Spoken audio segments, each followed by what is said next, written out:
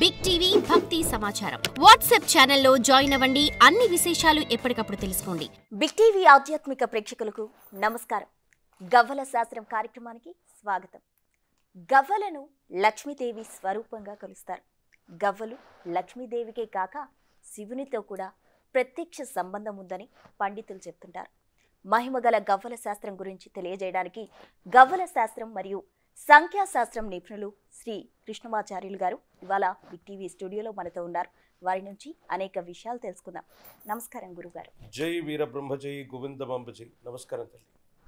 గురువుగారు, అయితే 2024లో భారతదేశ స్వరూపం చూసాం. 2024లో చాలా నెగిటివిటీ చూసాం. అంటే 2025లో ఎలాంటి పాజిటివ్ న్యూస్ మనం వినబోతున్నాం? 2025 ఏ విధంగా ఉండబోతుంది?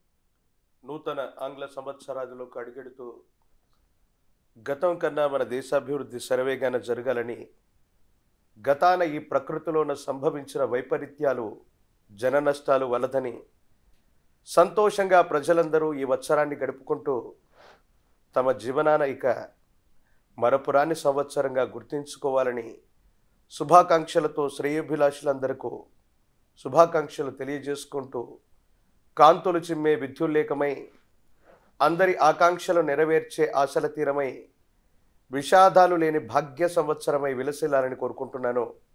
ఎప్పుడో 400 సంవత్సరాల క్రితం విశ్వభవితను చెప్పిన కాలజ్ఞాని జగద్గురు శ్రీమద్ విరాట్ పోతులూరి వీరబ్రహ్మేంద్ర స్వాముల వారు ఈనాడు ప్రపంచంలో ఎక్కడ ఏ వింత జరిగినా, ఏ విచిత్రం సంభవించినా శ్రీ గురుదేవులు వీరబ్రహ్మేంద్ర స్వాముల వారు కాలజ్ఞానంలో చెప్పారు, ఇలా జరుగుతోందని అంటూ ఉంటాం, వింటూ ఉంటాం.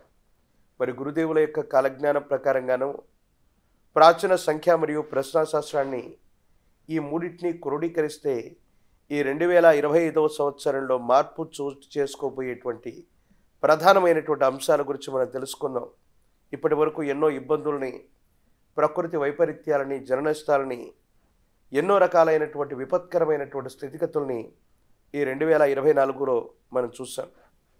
అందరూ అనుకుంటూ ఉంటారు, తెలుగు వాళ్ళందరికీ కూడా ఉగాది యుగాది కదా, మరి ఆంగ్ల సంవత్సరాన్ని అనుసరించి ఏవైనా మార్పులు చేర్పులు ఉంటాయా అని. దేశ కాలమాన పరిస్థితులను బట్టి మనమందరం కూడా ఆంగ్ల సంవత్సరాన్ని ప్రామాణికంగా తీసుకోవచ్చా లేదా అన్న విషయాన్ని పక్కన పెడితే, సనాతనమైనటువంటి ధార్మికమైనటువంటి పరిస్థితుల్ని అనుసరించి తిథి వార నక్షత్ర యోగకరణాలతో కూడినటువంటి పంచాంగాన్ని, దానికి గవ్వ ప్రశ్నని సమీకృతం చేస్తే మీ అందరికీ ఒక ముఖ్యమైనటువంటి విషయాన్ని విన్నవించుకుంటున్నాను. మనందరికీ కూడా చాంద్రమానం, సౌరమానం అందరికీ కూడా తెలుసు. రవి ఒక్కొక్క రాశిలో నుండి మరో రాశిలోకి సంక్రమణ చేస్తే దాన్ని సంక్రమణం లేదా సంక్రాంతి అంటారు.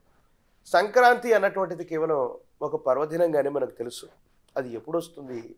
జనవరి మాసంలో మకర రాశిలోకి రవి వెళ్ళినప్పుడు ఏర్పడేదే మకర సంక్రమణ.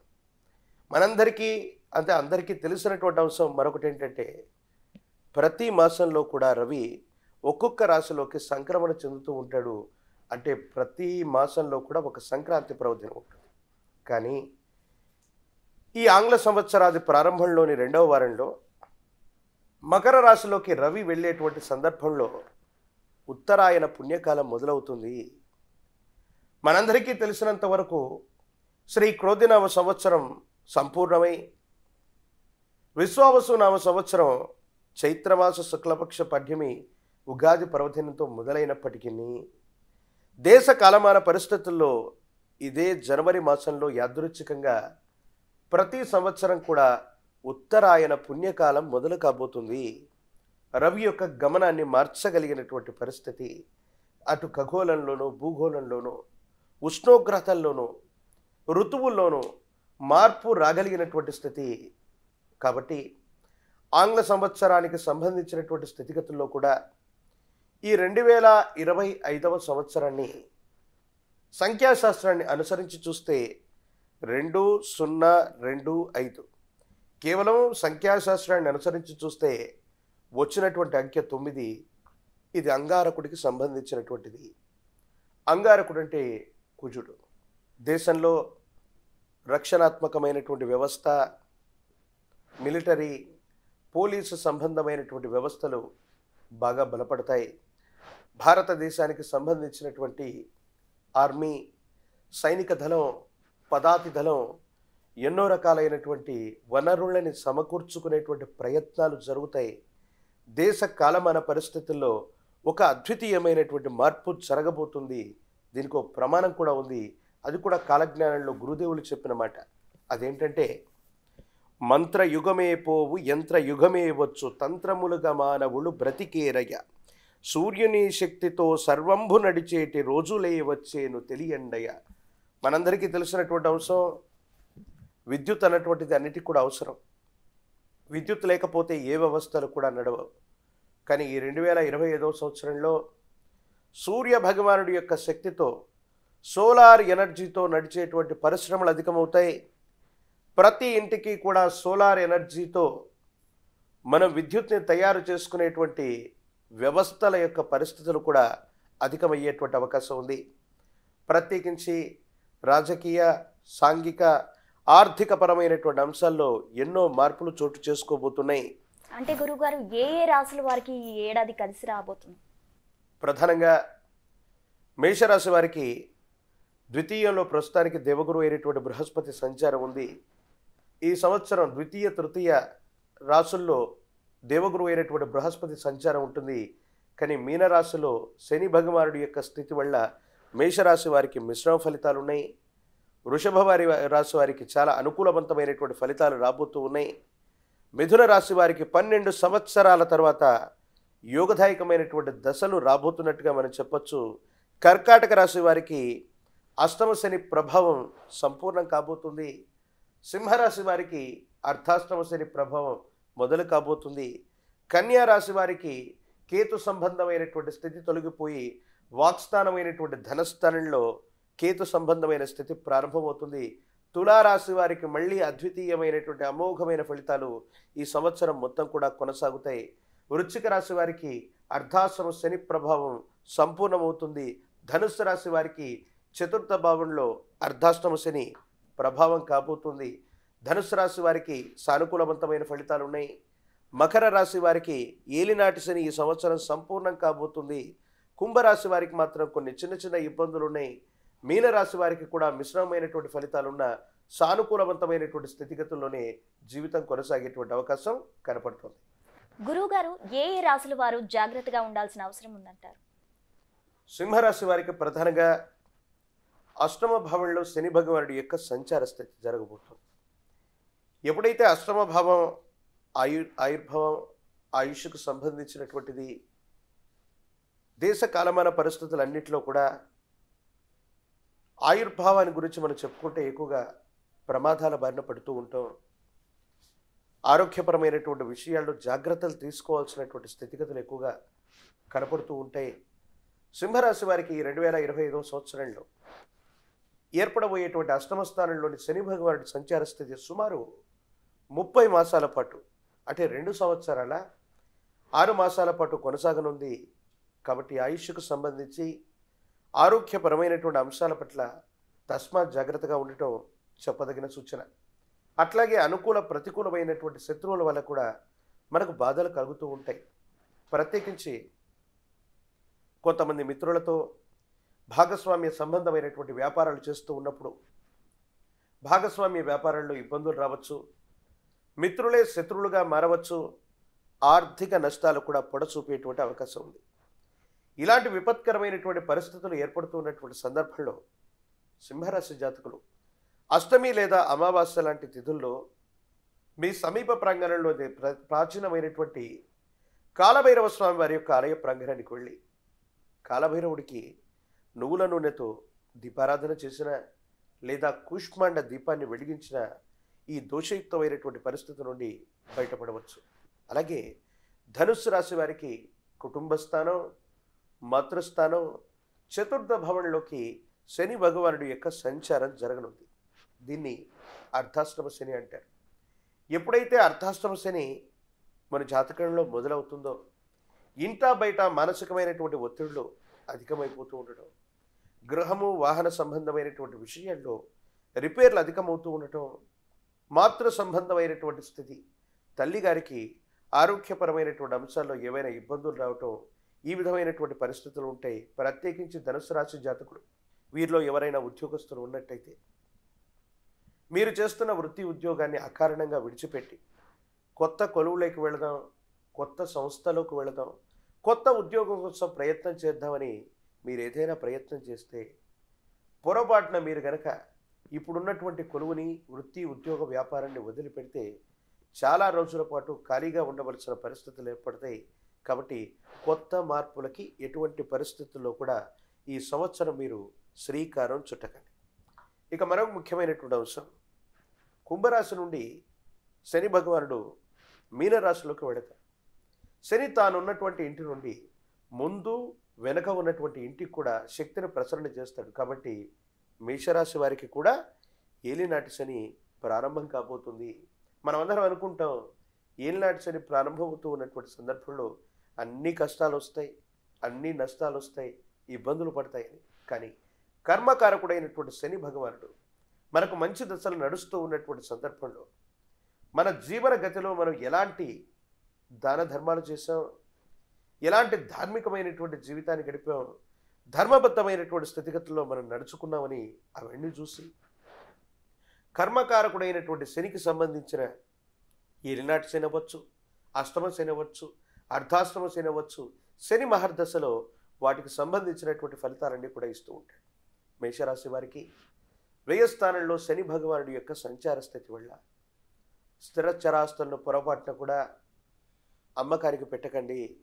శని తాను రాబోయేటువంటి 3 మాసాల ముందే, అంటే ఇంచుమించుగా ఈ జనవరి మాసానికి అటు ఇటుగానే తనకున్నటువంటి పరిస్థితుల్ని తాను రాబోయే ముందే ముందస్తు హెచ్చరికల్ని, సూచనల్ని పంపుతుంటాడు. అకారణంగా మీకు ఆర్థిక నష్టం రావచ్చు, మీ దగ్గర ఉన్నటువంటి స్థిరచరాస్తుని అమ్మకం చేయవచ్చు, మీకున్నటువంటి ఉద్యోగాన్ని, వ్యాపారాన్ని మీకు మీరుగా వదులుకునేటువంటి ప్రయత్నం చేయొచ్చు, తీవ్రమైనటువంటి మానసికమైనటువంటి ఒత్తిడి కలుగుతుందనో, పై అధికారుల యొక్క బాధల వల్ల ఈ ఉద్యోగం నుండి సెలవు మీద కొంతకాలం వెళ్ళిపోదాం, లేదా కొత్త ఉద్యోగాన్ని వెతుక్కుందాం, కొత్త వ్యాపారం చేద్దామని మాత్రం మీరు పొరపాటున కూడా ప్రయత్నం చేయకండి. మేషరాశి వారికి వ్యయస్థానంలో శని భగవానుడి చర్యల వల్ల, ఆ గ్రహగతుల వల్ల ఏలినాటి శని ప్రారంభం కాబోతుంది. మీరు చేసే ప్రతి పనిలో కూడా జాగ్రత్తతో కూడినటువంటి పరిస్థితులు అవసరం. ఖచ్చితమైనటువంటి ఆదాయం వచ్చేటువంటి మార్గాల కోసం మీరు వెతికి పెట్టుకున్నట్టయితే అనుకూలవంతం అవుతుంది. కొత్త ప్రయత్నాలకి వేటికి కూడా ఇది సరైనటువంటి సమయం కాదని మనం చెప్పచ్చు. మరిన్ని అనుకూలవంతమైనటువంటి ఫలితాలు రావటానికి కాను మేషరాశి జాతకులు ప్రత్యేకించి శనివారం పూట కానీ, శని త్రయోదశి నాడు కానీ, అమావాస్యకు ముందు వచ్చేటువంటి మాస శివరాత్రి పర్వదినంలో కానీ జమ్మి చెట్టు కొమ్మలు, నువ్వుల నూనెని హవనంగా సమర్పిస్తూ తాంత్రిక విధానంలో చేసే శని పాశుపత హవనాన్ని చేయించగలిగితే మేషరాశి జాతకులకి వ్యయస్థానంలోని శని భగవానుడి చర్యల వల్ల, ఏలినాటి శని ప్రభావం వల్ల కూడా సానుకూలవంతమైనటువంటి, అనుకూలవంతమైనటువంటి ఫలితాల్ని తప్పకుండా పొందుతారు. మరో ముఖ్యమైన అంశం, దేవగురువు అయినటువంటి బృహస్పతి కూడా వృషభ రాశిలో నుండి మిథున రాశిలోకి వెళతారు. ఎప్పుడైతే వృషభ రాశి నుండి మిథున రాశిలోకి వెళ్ళారో వెంటనే మిథున రాశి ఉన్నటువంటి పక్కన ఉన్నటువంటి రాశి కర్కాటకం. కర్కాటక రాశి వారికి ఇప్పటిదాకా మనం చెప్పుకున్నాం ఒక శుభవార్త, అష్టమ శని విడుదలయ్యింది అని. మరి దేవగురువు అయినటువంటి బృహస్పతి వ్యయస్థానంలో ఉన్నాడు. దేశ కాలమాన పరిస్థితుల్లో ముఖ్యమైనటువంటి రాజకీయ నేతలు, చాలా ముఖ్యమైనటువంటి ప్రముఖుల యొక్క జాతకాలు మొత్తం కూడా చూస్తే వారి యొక్క నక్షత్రాలు ఇంచుమించుగా చాలా వరకు ఈ కర్కాటక రాశిలోనే ఉంటాయి. అంటే వారికి గురుబలం ఈ సంవత్సరం కూడా లేదు. దేవగురువు అయినటువంటి బృహస్పతి బలంగా లేడు అంటే మనం ఎన్ని ప్రయత్నాలు చేస్తున్నా అవి వృధాగానే ఉంటాయి. కాబట్టి కర్కాటక రాశి జాతకులకి దేవగురువు అయినటువంటి బృహస్పతి వ్యయస్థానంలో మే తర్వాత ఉంటాడు. కాబట్టి దేవగురువు అయినటువంటి బృహస్పతి బలం కోసం మనం ఏదైనా కొన్ని ప్రయత్నాలు చేయవలసి ఉంటుంది. గురు సంబంధమైనటువంటి ఆలయ ప్రాంగణానికి గురువారం పూట వెళ్ళడంతో పాటుగా పసుపు పచ్చని వస్త్రాన్ని, ప్రత్యేకించి శనగలు లేదా శనగపిండితో తయారు చేసిన ఏదైనా నివేదనని గురు సంబంధమైనటువంటి దేవతామూర్తులకి హవనంగా ఇచ్చిన లేదా నివేదన చేసి వచ్చిన అనుకూలత ఏర్పడుతుంది, గురుబలం కలుగుతుంది. గురువారం పూట నియమనిష్టలతో కూడిన జీవన విధానంతో ఉండండి. ఇందాక చెప్పినటువంటి అష్టమ శని, అర్ధాష్టమ శని, ఏలినాటి శని, వ్యయస్థానంలో గురు సంబంధమైనటువంటి 4 రాశుల వాళ్ళు మద్యపానాన్ని వదిలిపెడితే, మద్యపానాన్ని, జూదాన్ని, ఇతరత్రా కొన్ని రకాలైనటువంటి పరిస్థితులను వదిలిపెట్టగలిగితే శని అద్వితీయమైన ఫలితాలను ఇస్తారు. దేవగురు బృహస్పతి కూడా సానుకూలవంతమైనటువంటి స్థితిగతుల్లో ఉంటారు. మద్యపానం అన్నటువంటిది శనికి సంబంధించిన తీక్షణమైనటువంటి పరిస్థితుల్లో మనల్ని ఇబ్బందికి గురి చేస్తుంది. దీన్ని వదిలిపెట్టగలిగితే మాత్రం ఏలినాటి శనిలో కూడా అద్భుతమైన ఫలితాలు తప్పకుండా వస్తాయి. గురువుగారు, మరి ఈ ఏడాది ఏ ఏ రంగాల వారికి కలిసి వస్తుందంటారు? ఇందాక మనం అంగారకుడికి సంబంధించినటువంటి స్థితిగతుల గురించి మనం బాగా చెప్పుకున్నాం. అంగారకుడు రియల్ ఎస్టేట్కి సంబంధించినటువంటి పృథ్వీపుత్రుడు. ఆయన్ని భూమిపుత్రుడిగా మనం పిలుస్తూ ఉంటాం. ఉభయ తెలుగు రాష్ట్రాలే కాదు, భారతదేశం మొత్తం కూడా రియల్ ఎస్టేట్కి సంబంధించినటువంటి రంగం పుంజుకునేటువంటి అవకాశం ఉంది. భూముల యొక్క ధరలు విపరీతంగా పెరిగేటువంటి అవకాశం, మళ్ళీ రియల్ ఎస్టేట్ అన్నటువంటిది చాలా అద్వితీయంగా ఉండబోతుంది. అలాగే విద్యుత్కు సంబంధించినటువంటి పరిస్థితులు, విద్యుత్ని ఉత్పాదన చేయగలిగినటువంటివి, ఇవన్నీ కూడా చాలా అద్వితీయంగా ఉంటాయి. వీటికి సంబంధించినటువంటి పురోగవృద్ధి చాలా బాగుండేటువంటి అవకాశం ఉంది. ప్రత్యేకించి రక్షణాత్మకమైనటువంటి వస్తువులు, కొత్త కొత్త పరిశ్రమలు, వస్తువుల్ని వినియోగంలోకి తీసుకొచ్చేటువంటి రకరకాలైనటువంటి పారిశ్రామిక వాడలు ఎన్నో అభివృద్ధి చెందుతాయి. మీడియా రంగం, ప్రత్యేకించి జనాకర్షణ కలిగినటువంటి సినిమా రంగాల్లో అద్వితీయమైనటువంటి మార్పులు వస్తాయి. సినిమా రంగానికి సంబంధించి ఉభయ తెలుగు రాష్ట్రాలే కాదు, భారతదేశం గర్వించదగినటువంటి స్థితిగతుల్లో ఈ సినీ మీడియా రంగాలు ఉండబోతాయి అనటంలో ఎటువంటి సందేహం కూడా లేదు. అయితే ఆర్థికపరమైనటువంటి అంశాల్లో మాత్రం కొన్ని ఇబ్బందులు ఏర్పడతాయి. ఇటు రాష్ట్ర ప్రభుత్వాలు, అటు కేంద్ర ప్రభుత్వాల మధ్య ఆర్థికపరమైనటువంటి విషయంలో మాత్రం కొన్ని ఇబ్బందులు, అభిప్రాయ భేదాలు తలెత్తేటువంటి అవకాశం ఉంది. బ్యాంకింగ్ సెక్టార్లో కొత్త బ్యాంకులు పుట్టుకొచ్చేటువంటి అవకాశం ఉంది. కోఆపరేటివ్ సొసైటీల పేర్లతో, చిట్ ఫండ్ కంపెనీల పేర్లతో ప్రజల్ని మోసం చేసేటువంటి సంస్థలు, వాటికి సంబంధించినటువంటి స్థితిగతులు ఈ సంవత్సరం వెలుగు చూసేటువంటి అవకాశం ఉంది. కాబట్టి ఎవరు కూడా కొత్త ఆర్థిక సంస్థలు, కొత్తగా వచ్చినటువంటి బ్యాంకుల్లో నగదులను డిపాజిట్ చేయటం, లేదా మన పేరు ఉన్నటువంటి ఆస్తులన్నింటినీ వాటిలో తాకట్టు పెట్టడం, ఇలాంటివి చేయకండి. ఆర్థికపరమైనటువంటి అంశాలు తప్ప రియల్ ఎస్టేట్కి సంబంధించిన రాజకీయపరమైనటువంటి రంగం, సినిమా, మీడియా రంగాలు చాలా అద్వితీయంగా ఉండబోతున్నాయి. మళ్ళీ భూములకు, భూ ధరలకు రెక్కలు వచ్చేటువంటి అవకాశం ఉంది. రియల్ ఎస్టేట్ అమాంతంగా పెరగబోతుంది. భాగ్యనగరం హైదరాబాద్ కూడా చాలా విశేషవంతంగా విస్తరించనుంది. ఐటీకి సంబంధించిన సాంకేతికపరమైనటువంటి పరిశ్రమలు అవ్వచ్చు, ఐటీ రంగంలో కొత్త కొలువులు మనకు లభించేటువంటి అవకాశం కనబడుతుంది. గురువుగారు, పుష్ప 2తో ఇండియాలో భారీ హిట్ కొట్టిన అల్లు అర్జున్ కొన్ని పర్సనల్ కేసెస్ కూడా ఎదుర్కొన్నారు. మరి ఈ ఏడాది ఆయన కలిసి వస్తుందంటారా? శివాయ బ్రహ్మణే నమః ప్రశ్నాశాస్త్రాన్ని అనుసరించి అల్లు అర్జున్ గారికి సంబంధించినటువంటి సమీపమైనటువంటి భవిష్యత్తును మనం ఇప్పుడు తెలుసుకుందాం. ప్రశ్నాశాస్త్రాన్ని అనుసరించి గవ ప్రశ్న వేస్తున్న ప్రతిసారి కూడా నేను మీ అందరికీ చెప్తూ ఉంటాను, రాహు సంఖ్య అయినటువంటి 4 కానీ, కేతు సంఖ్య అయినటువంటి 7 కానీ రాకూడదు. వస్తే వాళ్లకు ప్రతికూలవంతమైనటువంటి పరిస్థితులు ఉంటాయి, ఇబ్బందులు ఉంటాయని. మరి అల్లు అర్జున్ గారి యొక్క భవితవ్యం పుష్ప 2 తర్వాత ఎలా ఉండబోతుందో అనేటువంటి విషయాన్ని ఇప్పుడు మనం తెలుసుకుందాం. శివాయ బ్రహ్మణే నమః వీరబ్రహ్మేంద్ర స్వామిని నమో నమః. జై వీరబ్రహ్మదేవ్ గోవిందమాంబజై. ఓం హ్రీం క్లీం శ్రీం శివాయ బ్రహ్మణే నమః. వచ్చినటువంటి ఫలితం, శుక్రుడికి సంబంధించినటువంటి ఫలితం, పుష్ప 2 సినిమా తర్వాత వీరికి సంబంధించినటువంటి సినీ రంగంలో మంచి సినిమాలు మళ్ళీ వస్తాయి. కానీ 6 అన్నటువంటిది కొన్ని రకాలైన అభిప్రాయ భేదాలకి, ప్రత్యేకించి కోర్టు సంబంధమైనటువంటి వ్యవహారాలకి కారణమవుతుంది. బహుశా పుష్ప 2 సందర్భంగా ఒక థియేటర్లో తొక్కిసలాట జరిగినటువంటి సందర్భాన్ని గురించి మనకందరికీ కూడా తెలిసినటువంటి అంశమే. బహుశా దాంట్లో చట్టపరమైనటువంటి న్యాయపరమైనటువంటి ఇబ్బందుల్ని అల్లు అర్జున్ గారు ప్రస్తుతానికి ఎదుర్కొంటున్నారు. ఇవి కొనసాగేటువంటి అవకాశం ఉంది.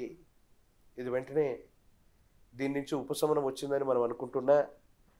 అల్లు అర్జున్ గారి యొక్క జాతకంలో ప్రశ్నాశాస్త్రాన్ని అనుసరించి చూస్తే మాత్రం కొన్ని చిన్న చిన్న ఇబ్బందులు, న్యాయపరమైన చట్టపరమైనటువంటి అంశానికి సంబంధించినటువంటి విషయంలో మరికొంతకాలం పాటు ఇవి కొనసాగేటువంటి అవకాశం ఉంది. కాబట్టి న్యాయపరమైన చట్టపరమైనటువంటి అంశాల్లో చాలా జాగ్రత్తగా ఉండటం చెప్పదగినటువంటి సూచన. తాంత్రిక విధానంలో ఎన్నో రకాలైనటువంటి పద్ధతుల్లో ఇలాంటి విపత్కరమైనటువంటి పరిస్థితులు వచ్చినప్పుడు మనం ఎన్నో రకాలైనటువంటి విషయాల్లో రెమెడీస్ చెబుతూ ఉంటాం.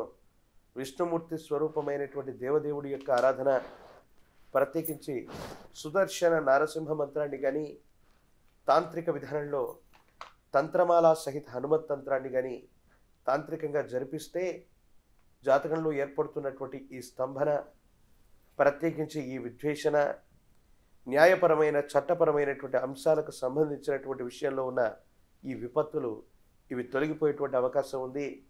ఎంతోమంది సినీ అభిమానులని సంపాదించుకోవటమే కాదు, తెలుగు సినీ పరిశ్రమలో కూడా సుమారు 100,000 కోట్ల రూపాయలు వసూలు చేయగలిగినటువంటి, భారతదేశ ఖ్యాతి నిలబడగలిగినటువంటి పెద్ద సినిమాలు చేసేటువంటి దర్శకులు, నటులు ఎందరో మన తెలుగు వాళ్ళు ఉన్నారు.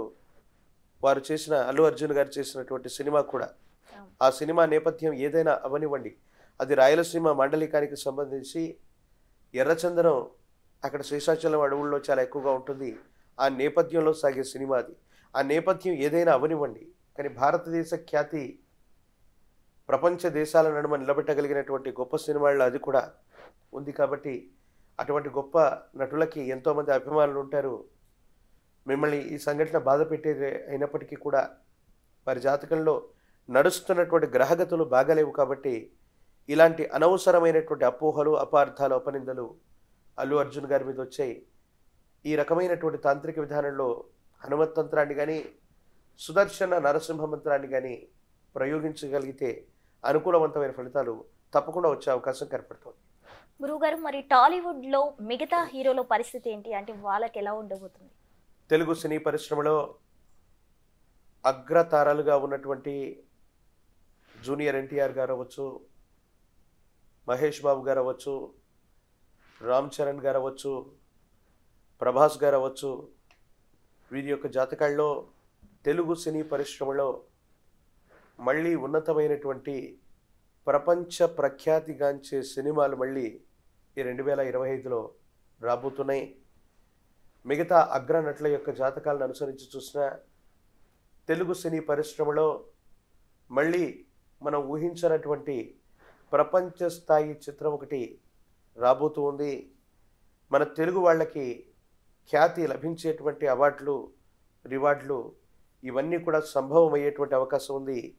కానీ నామ నక్షత్రాలని అనుసరించి చూసి, జన్మ నక్షత్రాలని అనుసరించి చూస్తే, ప్రత్యేకించి ఎన్టీఆర్ గారి యొక్క జాతకంలో, జూనియర్ ఎన్టీఆర్ గారి జాతకంలో మరో ముఖ్యమైనటువంటి సినిమా లేదా దానికి తగ్గ విశేషవంతమైనటువంటి ఖ్యాతి వారు సముపార్జించుకునేటువంటి అవకాశం కనబడుతుంది. ప్రత్యేకించి రామ్ చరణ్ తేజ గారి యొక్క జాతకంలో కూడా అనుకూలవంతమైనటువంటి పరిస్థితులు రాబోతున్నట్టుగా మనం చూడొచ్చు. ఇంకా రాజకీయ నేతల విషయానికి వస్తే ఎవరెవరి లైఫ్ టర్న్ కాబోతున్నాయి అంటారు? ఆశ్లేష నక్షత్రం, కర్కాటక రాశి, మాన్యశ్రీ మాజీ ముఖ్యమంత్రి వర్యులు శ్రీ కల్వకుంట్ల చంద్రశేఖరరావు గారి యొక్క జాతకంలో ఎన్నో సంవత్సరాలుగా 3-4 ఏళ్ళుగా చెప్తున్నాను, అష్టమ శని ప్రభావం వల్ల పార్టీ ఓడిపోయింది, ఇబ్బందులు పడుతున్నారు. ఆరోగ్యపరమైనటువంటి అంశాల్లో కూడా తీవ్రమైనటువంటి ఇబ్బందులు పడుతున్న దాఖలాలు మనం చూడొచ్చు. అష్టమ శని ప్రభావం విడిపోతున్నప్పటికీ దేవగురువు అయినటువంటి బృహస్పతి మిథున రాశిలో వ్యయంలో ఉన్నారు. మరికొద్ది కాలం ఆగితే మాత్రమే చంద్రశేఖరరావు గారి యొక్క జాతకంలో అనుకూలవంతమైనటువంటి ఫలితాలు వస్తాయి.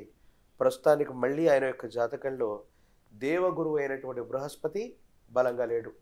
ఇక ఇదే తెలంగాణ రాష్ట్రానికి సంబంధించి కేటీఆర్ గారి యొక్క జాతకంలోకి దేవగురువు అయినటువంటి బృహస్పతి బలం రాబోతుంది. కవిత గారి యొక్క జాతకంలో కూడా బలం రాబోతుంది. ఒక సామాజికమైనటువంటి ప్రజా ఉద్యమానికి శ్రీకారం చుట్టే అవకాశం ఉంది. ప్రత్యేకించి మాన్యశ్రీ ముఖ్యమంత్రి వర్యులు శ్రీ యనుమల రేవంత్ రెడ్డి గారి యొక్క జాతకంలో రాజయోగం నడుస్తూ ఉంది. కొన్ని పరిస్థితుల్లో ప్రతిబంధకాలు ఇబ్బందులు ఎదుర్కోవాల్సి వచ్చినప్పటికీ కూడా ప్రత్యేకించి వారి యొక్క జన్మజాతకాన్ని అనుసరించి నామనక్షత్రాన్ని వారికి ఉన్నటువంటి గ్రహగతుల్ని అనుసరించి చూస్తే వారి యొక్క జాతకంలో సానుకూలవంతమైనటువంటి పరిస్థితులు నడుస్తూ ఉన్నాయి. ప్రత్యేకించి ఆంధ్రప్రదేశ్లో మాన్యశ్రీ మాజీ ముఖ్యమంత్రి వర్యులు శ్రీ వైఎస్ జగన్మోహన్ రెడ్డి గారి జాతకంలోకి గురుబలం రాబోతుంది.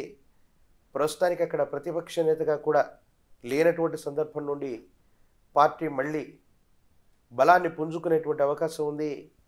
స్థానిక సంస్థలకు సంబంధించిన ఎన్నికలు రావచ్చు రాకపోవచ్చు, కానీ పార్టీ బలాన్ని పుంజుకునేటువంటి పరిస్థితి వైఎస్ జగన్మోహన్ రెడ్డి గారి యొక్క జాతకంలో కనపడుతోంది.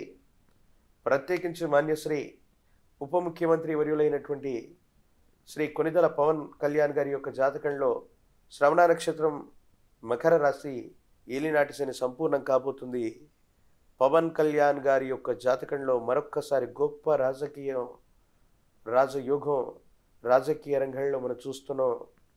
సమీపమైన భవిష్యత్తులో అన్నీ అనుకూలిస్తే పవన్ కళ్యాణ్ గారు ముఖ్యమంత్రి అమాత్యుడు తత్సమానమైనటువంటి స్థాయిలో కూడా కూర్చోనగలిగినటువంటి పరిస్థితులు వారి యొక్క జాతకంలో ఉన్నాయి. ప్రత్యేకించి నారా చంద్రబాబు నాయుడు గారి యొక్క జాతకంలో కూడా ప్రత్యేకించి కాస్త గురుబలం తక్కువ ఉన్నటువంటి కారణంగా ఆరోగ్యపరమైనటువంటి అంశాల పట్ల కొంత జాగ్రత్త అవసరం. నారా లోకేష్ గారి యొక్క జాతకంలో కూడా శని సంబంధమైన స్థితిగతుల వల్ల అనుకున్నటువంటి విషయాల్లో వేగవంతమైనటువంటి మార్పులు రాకపోవచ్చు. మొత్తం మీద ఉభయ తెలుగు రాష్ట్రాలకు సంబంధించి మాన్యశ్రీ ముఖ్యమంత్రి వర్యులు శ్రీ యనుమల రేవంత్ రెడ్డి గారి యొక్క జాతకం అద్వితీయంగా ఉంది. కొన్ని ఇబ్బందులు ఎదుర్కొన్నప్పటికీ కూడా వారు ఉన్నతమైనటువంటి నిర్ణయాలు తీసుకునేటువంటి అవకాశం ఉంది. సొంత వ్యవస్థని, సొంత కూటమిని సిద్ధం చేసుకునేటువంటి పరిస్థితులు. ఇప్పుడు రేవంత్ రెడ్డి గారు అంటే కేవలం కాంగ్రెస్ పార్టీకి సంబంధించినటువంటి వ్యక్తిగా మనకు తెలుసు. రేవంత్ రెడ్డి గారి యొక్క జాతకంలో అంతకు మించినటువంటి ఒక గొప్ప యోగాన్ని మనం ఈ 2025 అటు ఇటుగా మనం చూడబోతూ ఉన్నాం. కొన్ని అనివార్య పరిస్థితుల మధ్య సొంత కూటమిని ఏర్పాటు చేసుకోవడంతో పాటు దేశ స్థాయిలో ఇప్పటి వరకు ఉభయ తెలుగు రాష్ట్రాల్లో రేవంత్ రెడ్డి గారు తెలుసు, దేశ స్థాయిలో వారి యొక్క పేరు వినిపించేటువంటి అవకాశం ఓ సందర్భంలో రాబోతుందటంలో ఎటువంటి సందేహం కూడా లేదు. పవన్ కళ్యాణ్ గారి యొక్క జాతకంలో విశేషవంతమైనటువంటి రాజయోగం కూడా రాబోతుంది. వీరిద్దరి యొక్క జాతకాలు మిగతా వాళ్లతో పోలిస్తే చాలా గొప్పగా ఉన్నాయి, గొప్పగా టర్న్ తీసుకోబోతున్నాయి. అలాగే ప్రత్యేకించి భారతదేశ ప్రధానమంత్రి వర్యులు మాన్యశ్రీ నరేంద్ర మోడీ గారి యొక్క జాతకంలో అనురాధ నక్షత్రం వృశ్చిక రాశి అర్ధాష్టమ శని ప్రభావం పూర్తవుతోంది. యుగదాయకమైనటువంటి దశలు వారి యొక్క జాతకంలో కూడా మొదలు కాబోతున్నట్టుగా మనం చూడొచ్చు. కాకపోతే ఆరోగ్యపరమైనటువంటి అంశాల పట్ల మాత్రం కొంచెం జాగ్రత్తగా ఉండటం చెప్పదగిన సూచన. అంటే తెలుగు రాష్ట్రాల్లో పరిస్థితుల్లో ఎలాంటి మార్పు మనం చూసే అవకాశం ఉందంటారు? 29 రాష్ట్రాలు ఉన్నాయి దేశం మొత్తం. ఈ 29 రాష్ట్రాల్లో తెలుగు రాష్ట్రాలు 2 ఉన్నాయి. తెలంగాణకి రాజధాని ఏమిటి అంటే హైదరాబాద్ నగరం అని చెప్పుకుంటాం. కానీ తెలుగు రాష్ట్రాల్లో మరో రాష్ట్రమైనటువంటి ఆంధ్రప్రదేశ్కి ఇప్పటి వరకు కూడా రాజధాని ఏది అంటే కన్ఫ్యూజింగ్గా ఉన్నటువంటి పరిస్థితిని మనం చూస్తున్నాం. బహుశా రాజధాని అంటే ఏమిటో ఈ ప్రశ్నకు సమాధానం చెప్పలేనటువంటి రాష్ట్రం ఆంధ్రప్రదేశ్గా మిగిలిపోతుందేమో అని మనం చెప్పుకుంటుంటాం. మరోసారి చెప్తున్నాను, ఆంధ్రప్రదేశ్ రాజధానిగా అమరావతి విశ్వనగరంగా రూపుసంతరించుకునే అద్భుతమైనటువంటి గడియలకు శ్రీకారం చుట్టబోతున్నారు. ఉభయ తెలుగు రాష్ట్రాల్లో ఈ 2 రాష్ట్రాలకు సంబంధించి రాజధానులకు సంబంధించినటువంటి విషయంలో గొప్ప చర్చ జరుగుతుంది. ఆంధ్రప్రదేశ్కి రాజధాని నిర్మాణం, అమరావతి నగరం విశ్వనగరంగా రూపుసంతరించుకునేటువంటి అద్భుతమైనటువంటి గడియలకి ఈ 2025వ సంవత్సరం శ్రీకారం చుట్టబోతున్నట్టుగా మనం చెప్పచ్చు. అలాగే తెలంగాణ రాష్ట్రానికి సంబంధించి విశ్వనగరం, మన భాగ్యనగరం హైదరాబాద్, వీటితో పాటు గురుదేవులు బ్రహ్మగారి యొక్క కాలజ్ఞానాన్ని అనుసరించి ఇప్పటికీ కొన్నిసార్లు చెప్పాం, ఓరుగల్లు, వరంగల్లు ప్రాంతం సమాంతరంగా అభివృద్ధి చెందటమో, ఉపరాజధానిగానో సమీపమైన భవిష్యత్తులో తెలంగాణ రాష్ట్రానికి రాజధానిగా శ్రీకారం చుట్టేటువంటి అవకాశానికి నాంది ప్రస్తావనలు కూడా ఇదే సంవత్సరం మొదలయ్యేటువంటి అవకాశాలు తప్పనిసరిగా కనపడుతూ ఉన్నాయి. ఏది ఏమైనప్పటికీ కూడా ఉభయ తెలుగు రాష్ట్రాలు కూడా అద్వితీయంగా ముందుకు వెళతాయి.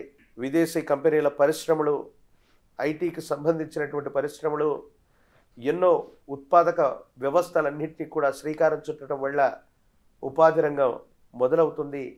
నిరుద్యోగులకి ఉద్యోగ కాలం, పోటీ పరీక్షలు లేదా కాంపిటేటివ్ ఎగ్జామినేషన్స్, లక్షలాది ఉద్యోగాలని భర్తీ చేసేటువంటి పరిస్థితులు ఉభయ తెలుగు రాష్ట్రాల్లో ఉంటాయి.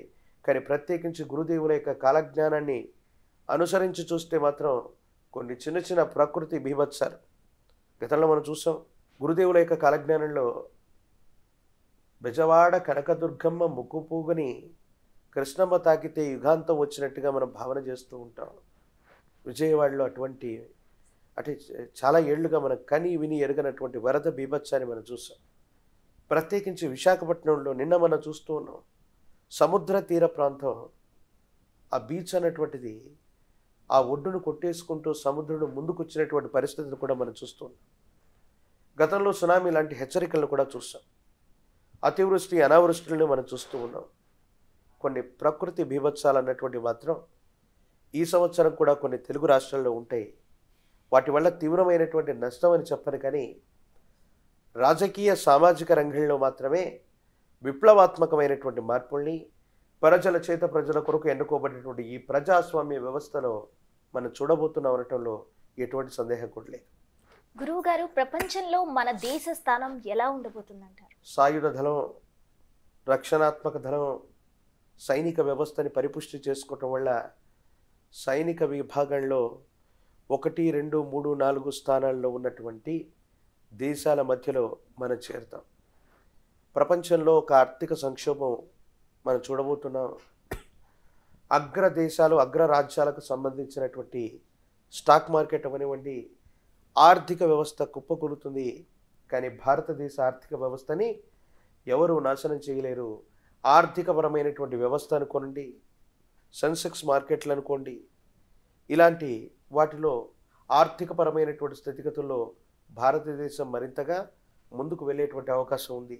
ప్రత్యేకించి ఎక్కువగా నియంత్రణ చేయవలసింది, ఎక్కువ విషయాల్లో మనం ఫోకస్ చేయవలసింది భారతదేశాన్ని, మన ఆర్థిక వ్యవస్థని కుట్ర చేయటానికి విదేశీ మారక ద్రవ్యాలు, డ్రగ్స్కు సంబంధించినటువంటి కలకలాన్ని, కుట్రపూరితమైనటువంటి చర్యల్ని శత్రు దేశాలు, మన పక్కన ఉన్నటువంటి దేశాలు చేస్తాయి.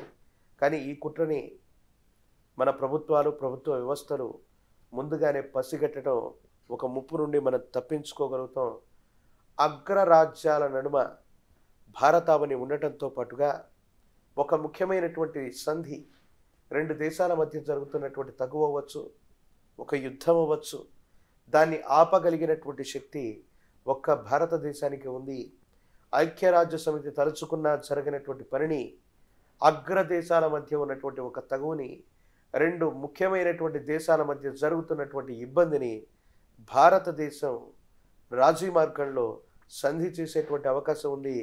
భారతదేశానికి సంబంధించినటువంటి ఖ్యాతి మరింతగా పెరుగుతుంది.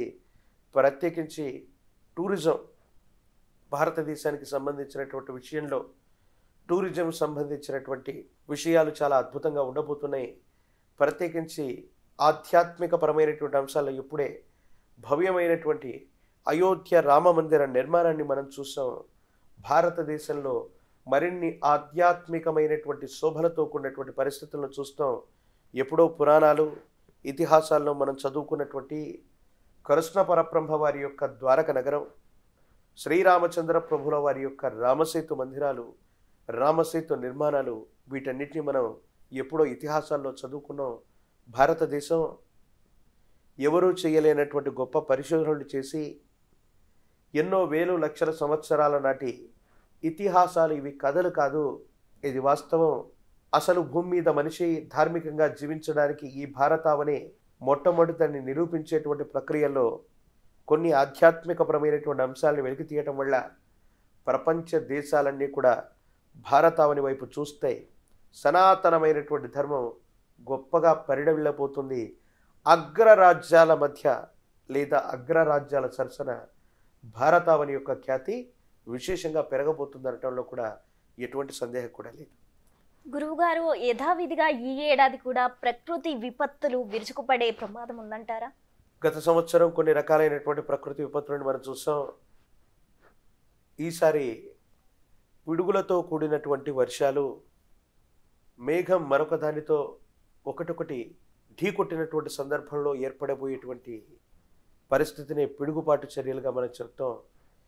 పిడుగులతో కూడినటువంటి పరిస్థితుల్ని, అలాగే అగ్ని సంబంధమైనటువంటి ప్రమాదాలని మనం కొన్ని చూస్తాం.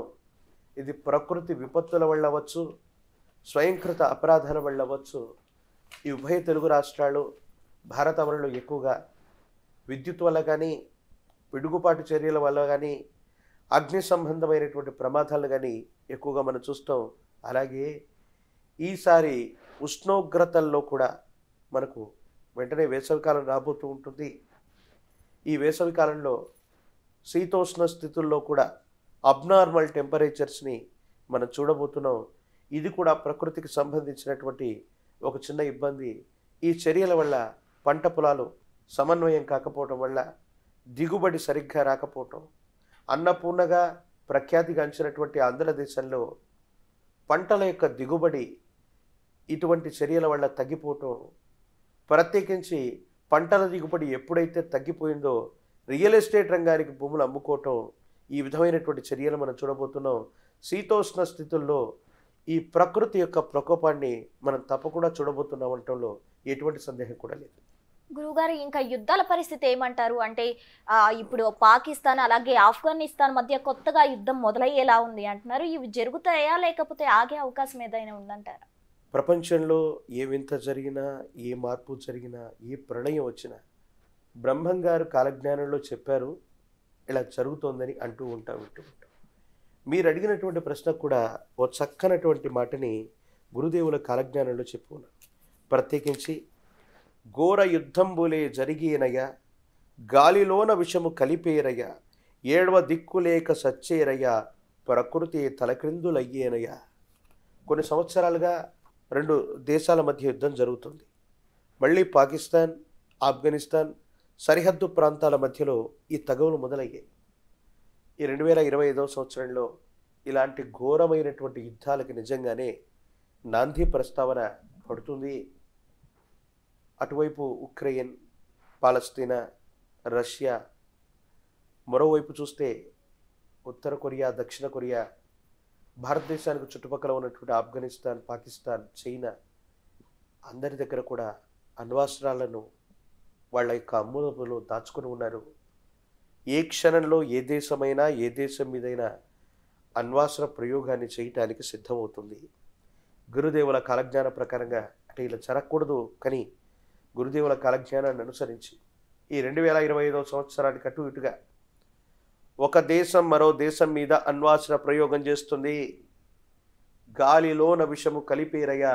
ఇట్ మీన్స్ ఆ అణ్వాస్త్ర ప్రయోగం వల్ల వచ్చినటువంటి కలుషితమైనటువంటి గాలి వల్ల ఎంతోమంది విగత జీవితులు అవుతారు, చాలామంది చనిపోతారు, ప్రకృతి తలక్రిందులైపోతుంది.